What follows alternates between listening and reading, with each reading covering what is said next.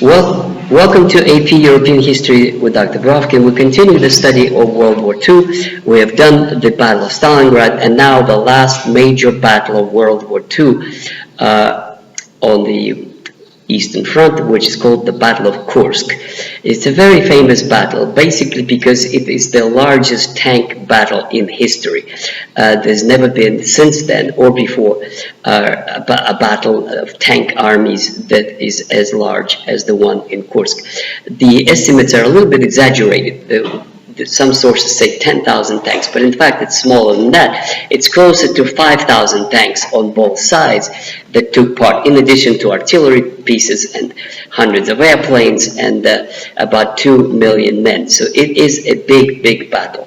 So Kursk is in central Russia. It's about several hundred kilometers from Moscow, maybe 300 or so, and it is about 800 kilometers from Stalingrad. So this shows the degree to which the Russian armies pushed back the German armies after Stalingrad. So that's the situation.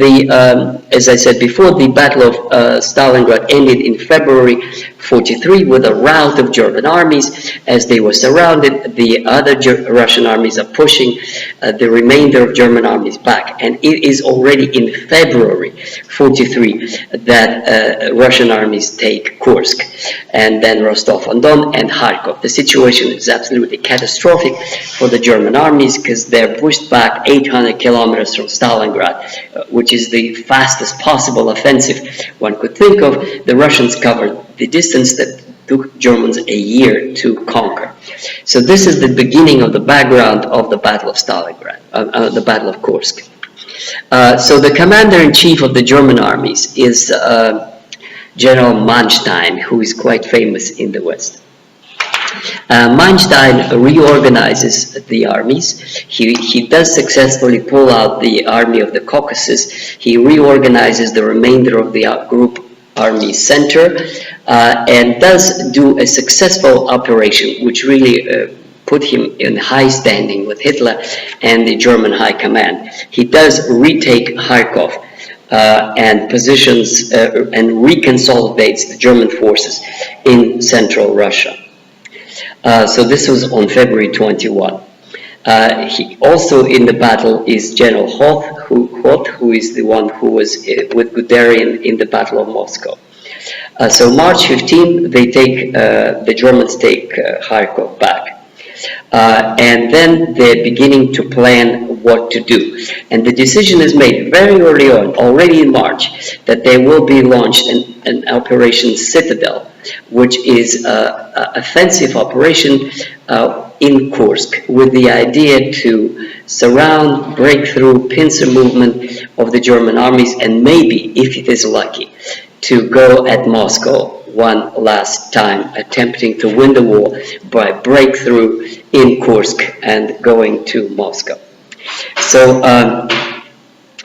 that Manstein, of course, realizes the German army is exhausted. There are few reserves. There's catastrophic casualties in Stalingrad.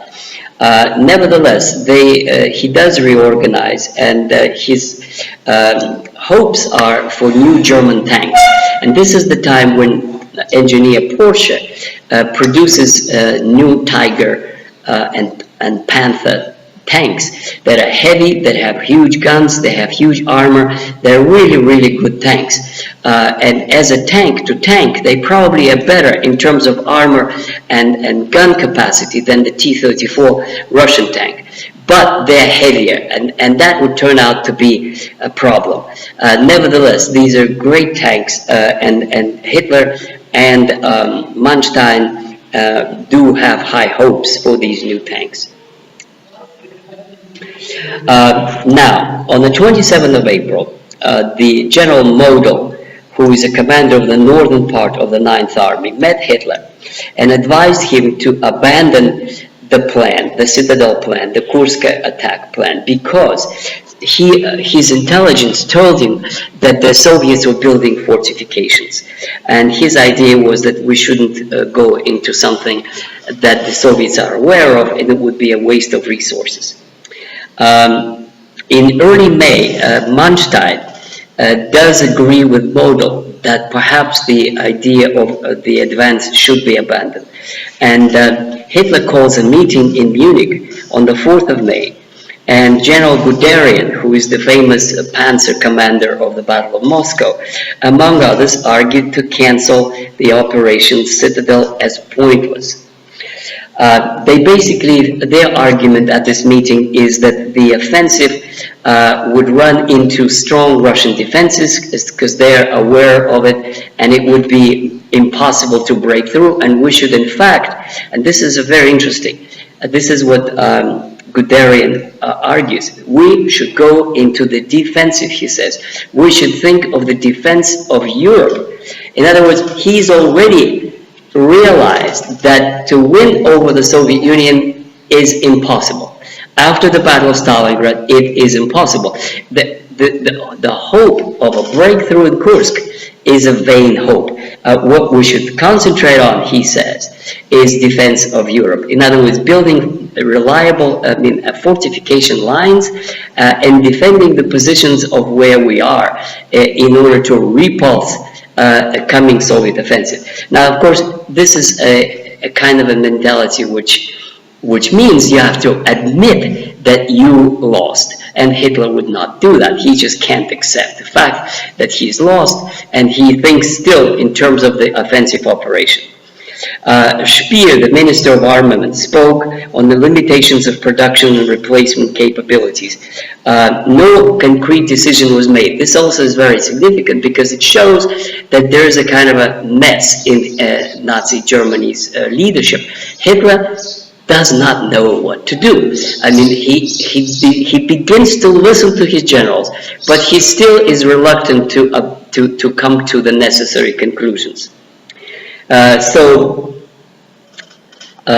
Those generals that argue against Operation Kursk say that they oppose the Kursk operation because it's misuse of panzer forces, that nobody cares in Germany where Kursk is, that we need to go on the defensive and save Europe from Bolshevism. So this is the kind of arguments that the generals do provide.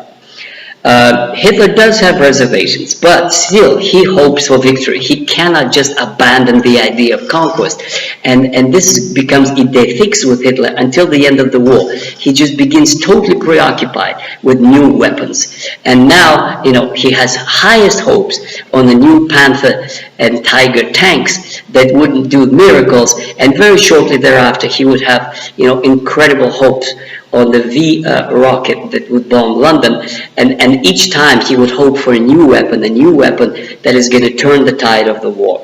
In any case, the only decision that was made is that the operation is postponed, and it would be postponed 3 times. It would be postponed till May, then it's postponed till June, and finally it was postponed till July 3rd, and then July 3rd it was postponed one more time until July 5th, and finally on July 5th the operation did go into effect. So by the time of the Kursk operation, the Germans had 777,000 men, 2,471 tanks, 7,417 cannons, and this represented 70% of all German forces on the Eastern Front. So their forces were still considerable, but it was less than 1 million after the loss of casualties in Stalingrad and in the 2 years of fighting. Now, the Soviet plans, very briefly, were based on their intelligence. Soviets had incredibly good intelligence. They had spies or intelligence officers in London and in Switzerland that basically told Stalin he knew already in March. Stalin was informed that the Germans are preparing Operation Citadel in Kursk, and they decided to build very heavy defense lines. And General Zhukov again recommended to Stalin not to do anything, not to go to counteroffensive, that to concentrate on building defense lines, and his view prevailed. Some hotheads wanted to attack the Germans immediately, but he said, no, we have to build defensive lines so that when the Germans go, we're going to exhaust their panzer armies, and then we're going to break through and go to victory. Stalin did listen to Zhukov this time again, and it proved out to be a good strategy. So they were, for 2 months, there's no fighting at all. There's basically May and June, April, May, June, 3 months, the Soviets concentrating on building incredible vast defenses that did work. These were barbed wire, anti-tank ditches, anti-tank obstacles, minefields, machine gun bunkers, dug-in armored vehicles. They really prepared in-depth 3 lines of defense that was extremely difficult to penetrate, and as in fact Germans did not break through. So the 3 defensive lines, the depth of 40 kilometers, that would be really virtually impossible to break through. In our case, there's a lull in fighting, and both sides are preparing for war. Now, compared to almost 800,000 German troops, the Soviets have 1,300,000, so 500,000 more. They have 3,600 tanks, which is 1,000 more, and they have 2,792 aircraft, which is 1,000 more. So in other words, there is a considerable preponderance of Soviet troops. Luftwaffe is weakened significantly, 38% of it in Russia. The remainder is drawn back to Germany because the German Luftwaffe has to defend Germany under intensive and mounting Royal Air Force attacks and American attacks. So systematically in 1943, their Royal Air Force from England and from Italy, American Air Force is going on bombing raids in Germany, and they really pull out almost all their Air Force for the skies fights in and over Germany. And finally, we come to the real battle, which is the beginning on July 5th. The Germans push in and then they run into the Russian defenses, and there's an incredible fighting again over some villages. It's as bad as in Stalingrad, over hand-to-hand combat, just tanks under tanks, throwing grenades, and to take thousands of tanks converging on each other. It's a spectacular sight if you imagine this kind of a huge tank battle. But the 3 or 4 days of action, and that's all it takes. The Germans advance. They do advance, but they only advance 9 kilometers out of 40. They break through the first line. They break through the second line. And at some point, their subunits broke through the third line. In fact, Manstein was so excited that he reported to Hitler, "We're breaking through. We have to continue the offense." But this is the dramatic points of history. Exactly at that same time, in these same days, the Allied invasion of Sicily begins. So the British and American troops land from North Africa to Sicily, and there's a revolution in Italy, which I told you about in the preceding videos on Italy. And now Germany has to withdraw troops from the Russian front to what's called defense of Italy, or in other words, to support the collapsing regime of Mussolini, and the German armies do move into Italy and take the lines south of Rome. But that is something that is considerably weakens their effort on the Eastern Front. So this is now a 2-front war, the Allies south of Rome and the Russian armies in Kursk. So the battle is a disaster for the Germans.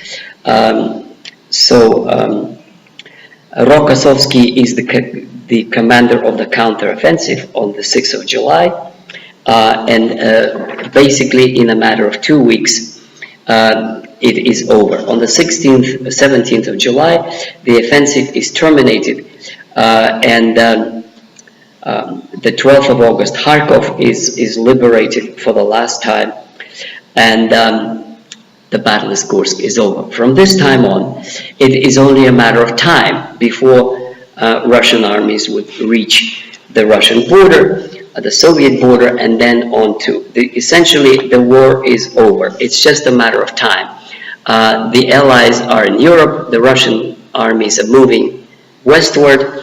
The Battle of Kursk is the last attempt to break through, which didn't work out. Thank you very much, and we're done. Subscribe, tell your friends. Bye-bye.